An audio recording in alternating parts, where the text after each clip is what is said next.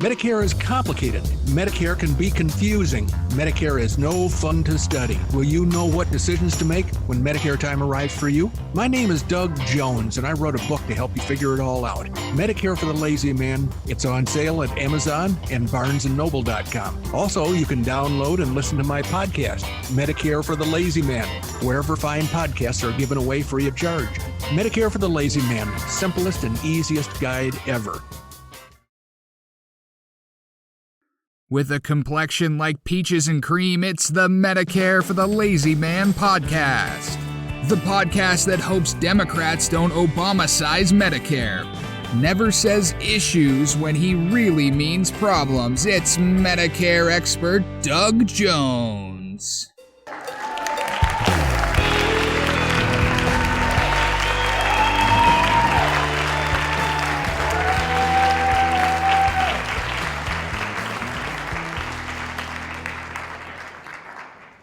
Well, hello again, ladies and gentlemen. Thank you for joining us, and thank you so much for being out there to enlarge our podcast audience. We've had excellent ratings lately, and I'm going to give you all the credit for that. We have still got the same mission, as always, which is to make the people, the listeners of this podcast, feel comfortable about their approach to Medicare, their crossing over that line into Medicare, and their passage into the Medicare land of bliss. When you can do this confidently, your life is so much easier and happier. But there are a lot of people that are trepidatious about their encounter with Medicare. And so we are here to help ease that fear and help people feel more confident about it. One of the ways that I do that is to suggest that people purchase my very short but pithy book. I said pithy. The way you can do that is to go to BarnesandNoble.com or Amazon.com and type into the search window, Medicare for the Lazy Man 2023. Don't forget those all-important numbers so that you get the most current edition. If you're listening to this in 2024, probably that's the number to use, Medicare for the Lazy Man 2024, because my goal is to write an updated version of the book at the end of the year so that you'll have new information going into next year. So if I'm on schedule, then, and if you're late in listening to this episode, Medicare for the Lazy Man 2024. And if you're on Amazon, you're going to see 4 different renditions of the book, each of which has a different price point and a different way of delivering the Medicare knowledge to you, but each of them has the same valuable knowledge. And the people that review the book have told me time and time again that after a very short read, they felt so much more confident about their approaching encounter with Medicare. So I'm hoping that if you're looking towards that day, that you will buy my book and digest the contents. I believe you'll begin to feel more confident. And then, like many other people do, perhaps you will contact me and we can discuss the inexpensive ways that I can help you fill out your Medicare protection so that your Medicare program will be an ironclad protection against unexpected and painful medical expenses. And you can then pretty much forget about it forever, except for one little thing, which can change, and that would be drug plans. And I believe that's what we're going to talk about today. When I say we, I'm including my engineer, my podcast producer, my friend, and my confidant, and my spiritual advisor, and my go-to guru, Randy Carson. Randy, it's great to see you this morning. Well, thank you. It's great to be seen. Well, that's in the eye of the beholder. But I'm pretty excited because we're going to talk about drug plans today. I did want to mention there is one noteworthy announcement I wanted to make. I get correspondence periodically from people who ask the same question. They ask if they can write an article for the website. And my response is always the same. Thank you very much for writing. I don't think our website is the kind of place that people go to read a lot of stuff. Our website seems to be a a snapshot of what the basics of Medicare are, but it's also a conveyance. It's a way for our listeners or our the people that have read the book to get in touch with me personally about their Medicare needs. And so what they do is when they land on the website, they often go right to the questionnaire wherein I ask them a series of questions. When they click on send, it comes directly to me, and that's how I know to contact them to give them information about Medicare that they've requested. So we don't have a lot of people that just go to the website to read about Medicare. And frankly, it's not a very exciting subject.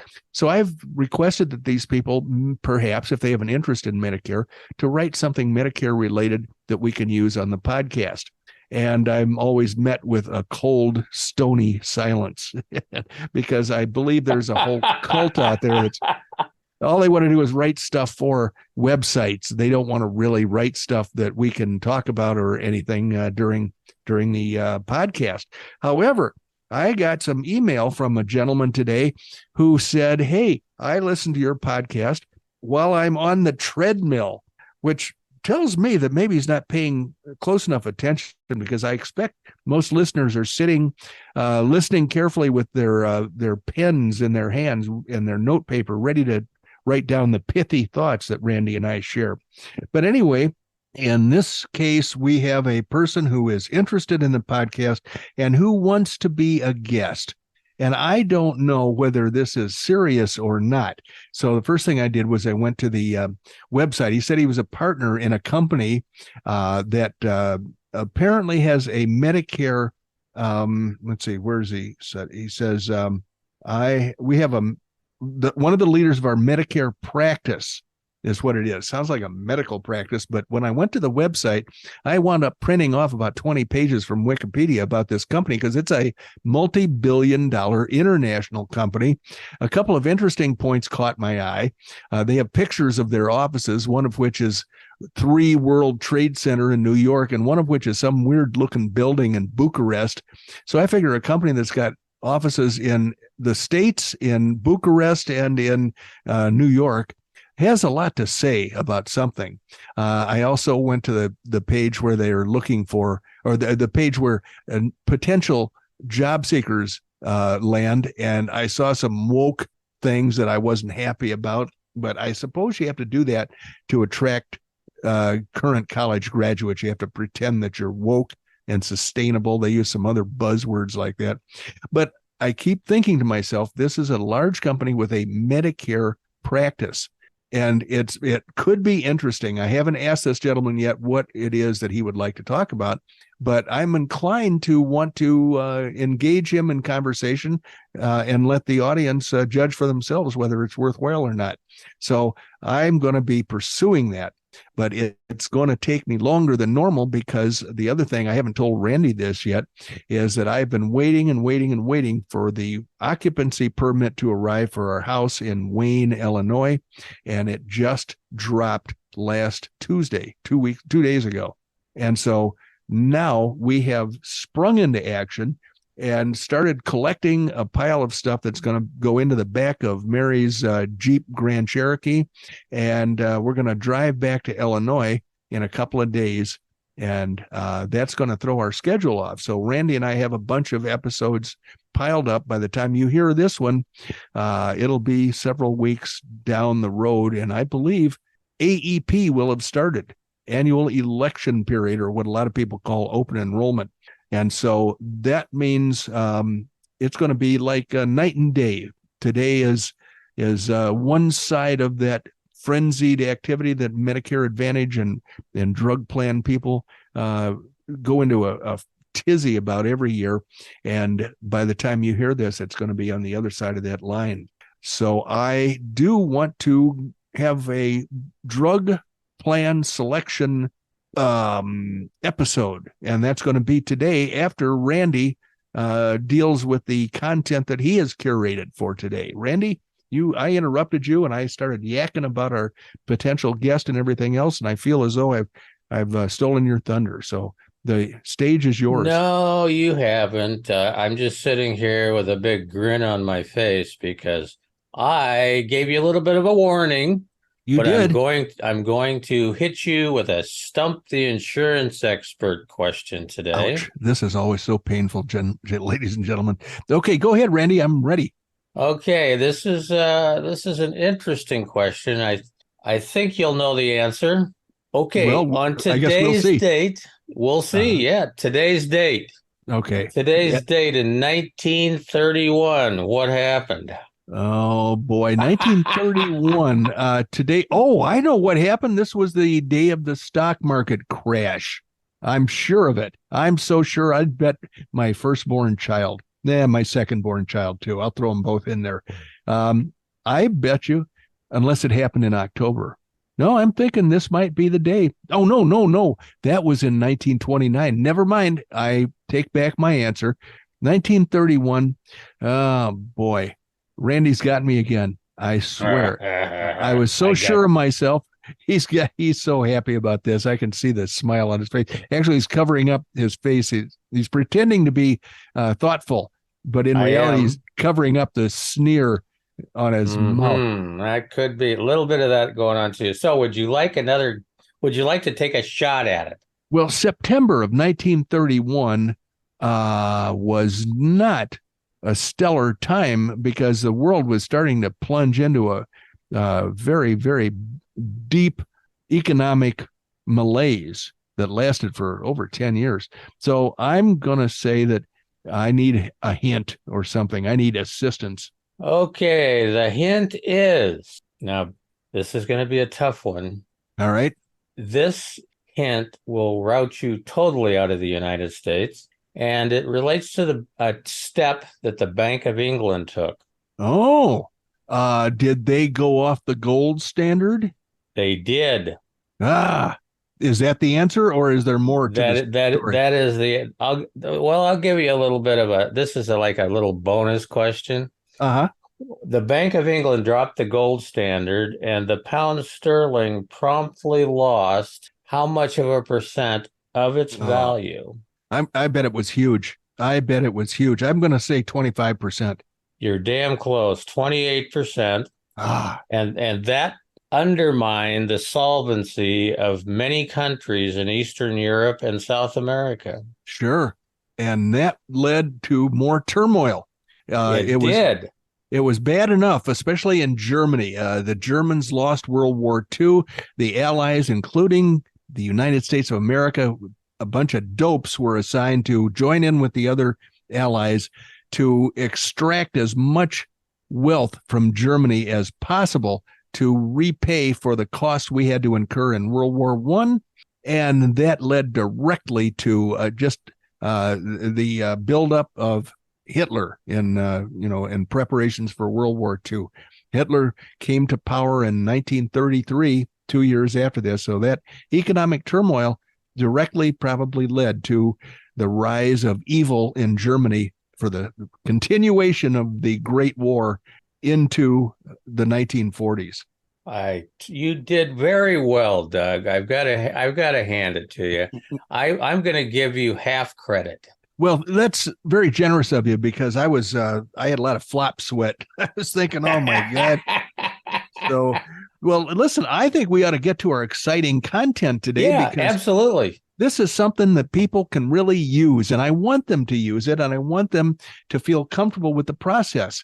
And this is the process of how to pick the best drug plan for you. And by best, I mean the cheapest available prescription drug plan out of all the plans that are offered in your particular area. So I'm going to try to walk through it step by step and have the audience hopefully follow along. But the fact that this is a podcast should make it easier because they can replay this while they're on their phones or on their computers. And hopefully, by being able to do that, they will be able to learn to feel comfortable with this.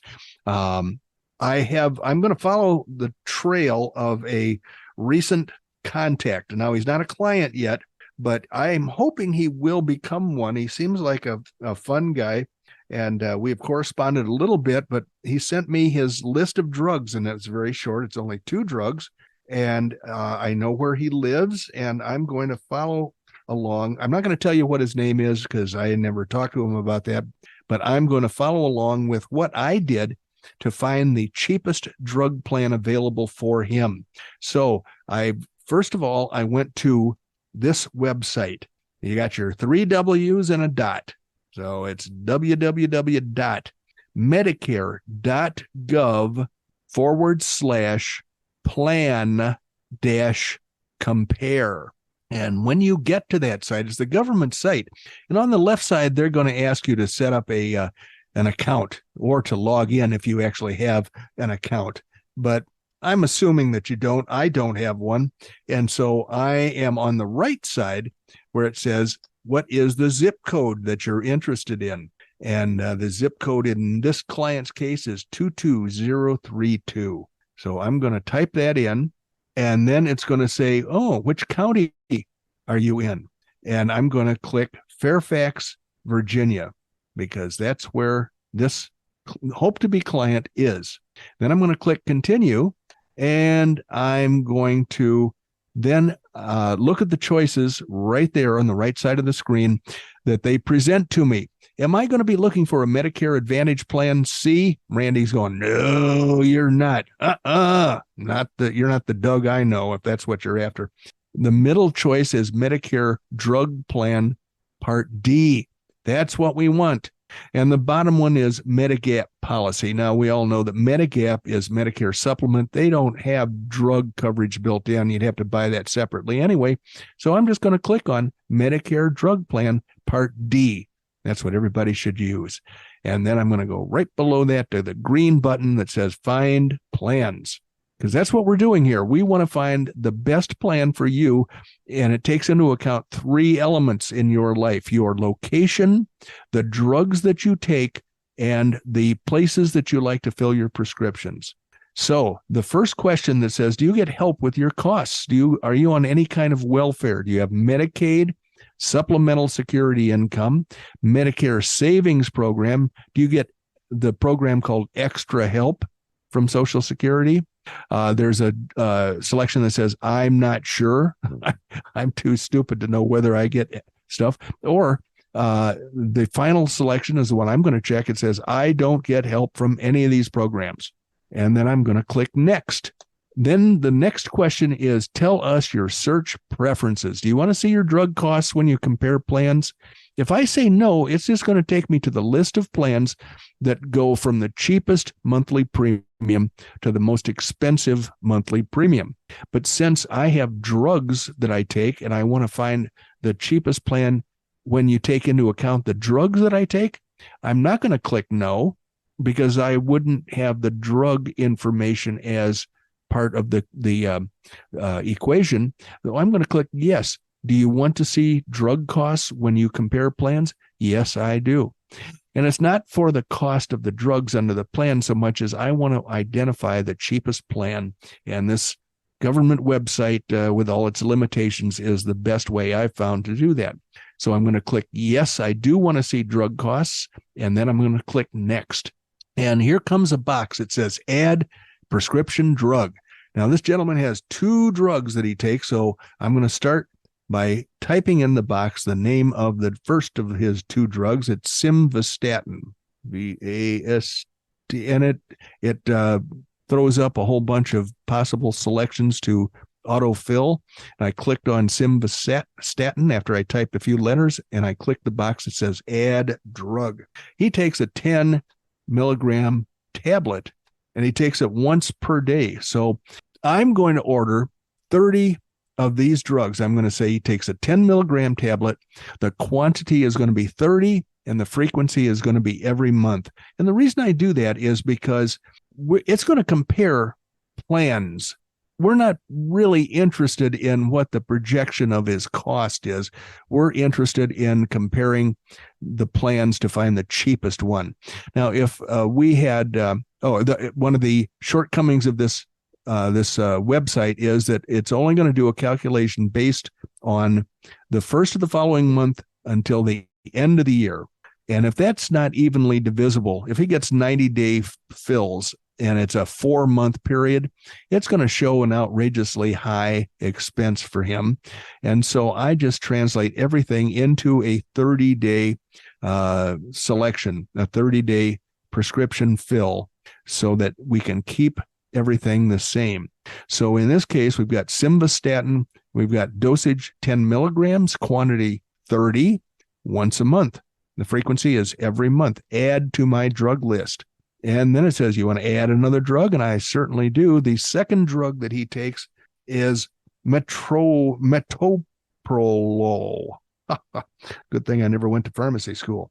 So I'm going to type in METOPRO, and here's a problem that we have to take care of. And it's a problem that only you, the drug taker, can really do unless you've been very, very specific with me. There are two metoprolols. One is, the second word is tartrate. The other is succinate. And I don't know which one this gentleman takes. He didn't tell me. He was not that specific.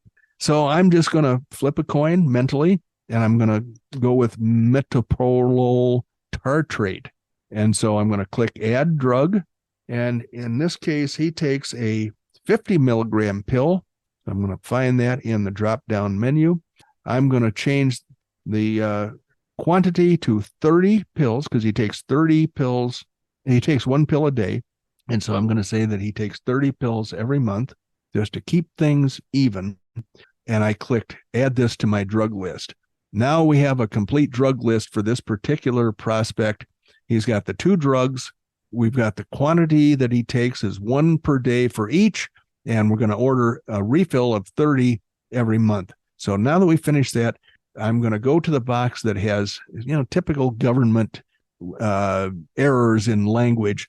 It says done adding drugs. I'm going to click that box. It should say finished adding drugs, but in this case, it says done adding drugs. So I find myself on a screen that says choose up to 5 pharmacies. Remember, one of the points of this is to be able to select a pharmacy that he wants to buy his drugs in. And so I'm going to select the 2 pharmacies that he gave me, one of which is CVS and one of which is Walmart.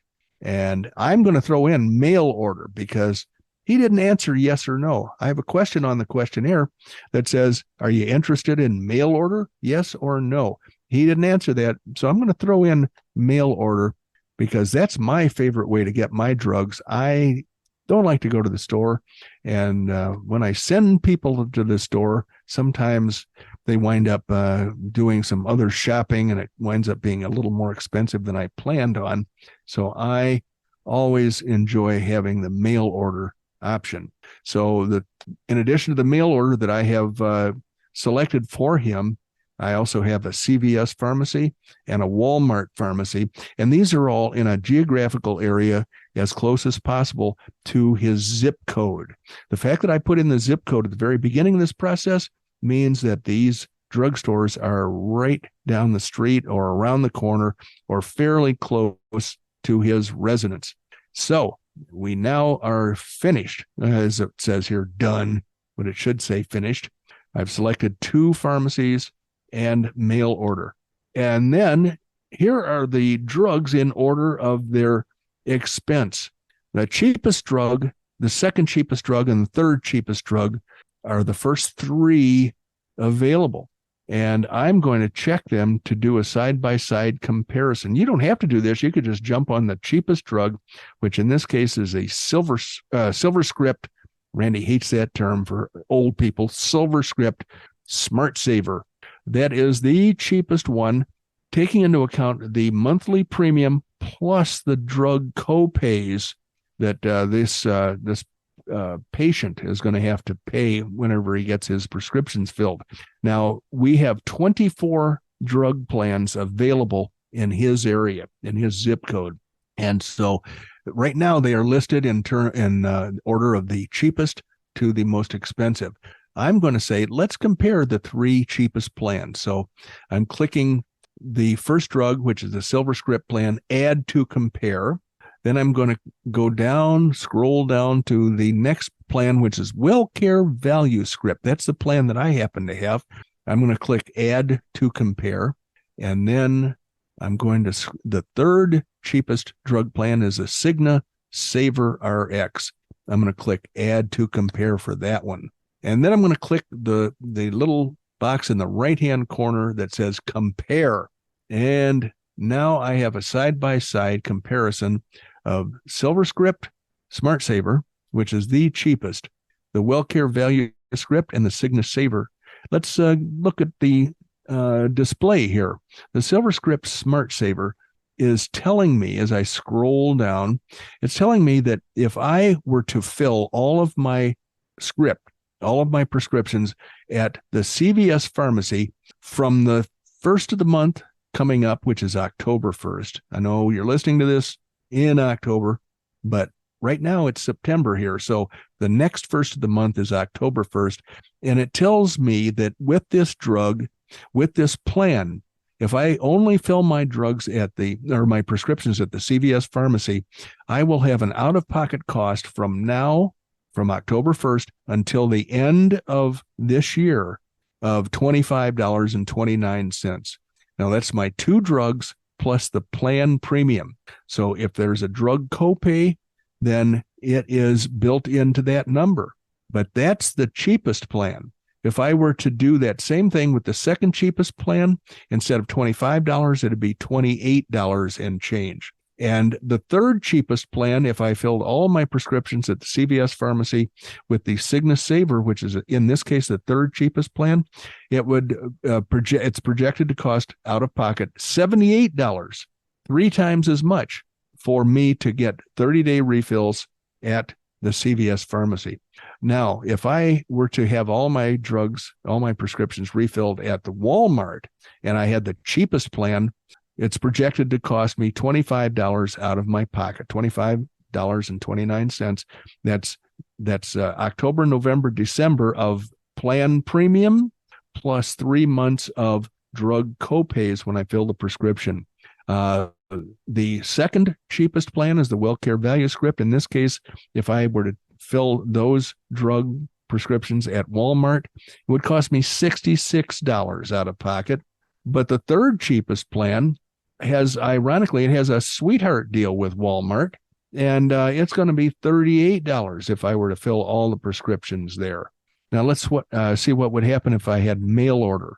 Mail order is if I have the SilverScript mail order plan, that's going to be the cheapest of all. It's $23.70. If I use the WellCare, the second cheapest drug plan, mail order there is projected to cost $28.80. And if I were to use the mail order pharmacy for the third cheapest plan, the Cigna Saver RX plan, that's going to be $38 projected out-of-pocket cost from October 1st until the end of December. So if you wanted more detail, because I know a lot of people have many, many drugs and they want to see exact detail, you can click on a box for each plan that says plan details, and it will show you things that you never thought you would ever want to know about each of the drugs in your each of the drugs that you take is going to be listed separately as compared to the other drugs, so you know whether there's an out-of-pocket cost, a copay, anything that you have to deal with. It's going to tell you whether or not you're going to get into the dreaded donut hole. I ignore the donut hole and I just say, let's consider what you're likely to have to pay for all year. But in this case, we're close to the end of the year, and the donut hole for most people is not likely to be a factor. So I hope this has been helpful, because it is the question that I get more requests about, could you help me with my drug plan selection? I'm happy to do it, but it sure is going to be better for you if you are able to do it yourself because of problems like we ran into earlier with the 2 different drugs with the same name. Only you, with your container right in front of you, knows the answer to that. So I'm going to turn everything back over to Randy now, because I believe that we have probably awakened the crickets, or maybe we've killed the crickets, and probably burned up all of our time today. But maybe some thoughts occur to you, Randy, that you can clean up what I've been rambling about. We do have we have the crickets. The crickets are over. They've come and gone. They've told us the 75 cents is gone. But I do have a couple thoughts. Well, good. I always find it, at least in my world, interesting or valuable or at least good to know information to have in your back pocket when you are choosing drug plans. Mark down on your paper as you're working, higher price is not better. Right. Okay. Doug has always gone for the least expensive, and that's not it. And there's a reason for that, because it's the least expensive. It's not a worse drug plan. Okay. Yeah. You get the drugs you need. They're all the same drugs for the most, no matter where you get it, they're the same drugs. So higher is not better. I know that when I was a kid, everybody always trains you to go, well, bigger is better, and more expensive is better. It would last long if you got a good coat, that kind of stuff. No. Yeah. And that's exactly right, Randy. I'm glad you brought that up, because I've had people say, well, I want to pay more than $5.10. In this example, the SilverScript Smart Saver plan is $5.10 a month, but this guy takes two different drugs. So we have measured and found that with the drugs and the copays that he would be asked to pay, the SilverScript Smart Saver is still the best plan for him, because it has a sweetheart deal with CVS and with Walmart. And Right. it is, therefore, they're giving a bigger discount on those drugs purchased at those stores. And with the second cheapest drug, you'd say, okay, it's a little more expensive. Maybe that's going to be a better plan. There's no way that it's a better plan, because you just have to fork over more dough for the same service, and you wind up taking the same drugs. You've just paid more for them. Right, exactly. It reminds me of a joke that I run into quite often on the sandwich signs outside pubs in Ireland. Uh-huh. The joke is, special tonight, pay full price for your first beer, get the second for the same price. Well, that would have been my favorite, except for the fact that I was in Asheville, North Carolina a few years ago. We went to a place like that with a sandwich sign out on the sidewalk, and it said, soup of the day, beer. And I knew I was home. You were home. And there's one more, Randy, interesting, weird thoughts. Uh-huh. Okay. I'm a software engineer, so I've dealt with people of all ages for, I don't know. How long have I been in this business? Well, since I was pretty long. Pretty long. We're not in the triple digits yet, but we're in there a long ways. But anyway, there is no reason not to try this, folks. You can't break it. You can't mess it up. You can play with it until, it's time for the cows to come home to check your pricing, and then nobody's going to care what you do. You can play with it all day long. And no matter what you do, it's not going to start sending you drugs by the 18-wheeler load. This is just a way to compare. It's information. It's information that you can use or not use. Some people will say, it's a government website. Well, that is true. It's not as ideal as a website Randy would have designed to do the same process. But what we're doing here is allowing you to get your own information. And I have people that I've dragged them and beaten them with sticks to get them to try this process. And often they have become fascinated with it. And they've said, well, what if my doctor tells me to take this other drug? My costs are too high. I would rather substitute another drug. I'm going to talk to my doctor about what I can do to take a generic instead of a name brand for this purpose.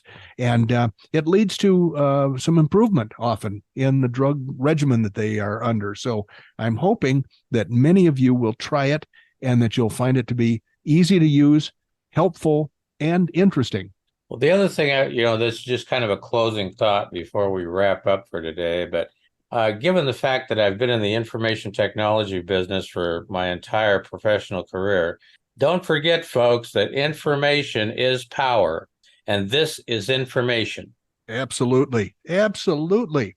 But Randy, I think they're getting a little fidgety. I'm pretty sure we've kept them overtime. The crickets are okay. We are going to have to close it off. But There's a couple, three things, not long things that I always like to do before we pull the train into the station, and that is you can reach Doug on his email at dbj@mlmmailbag.com. That's dbj@mlmmailbag.com. He is a nationwide licensed agent to help you with your Medicare supplement planning.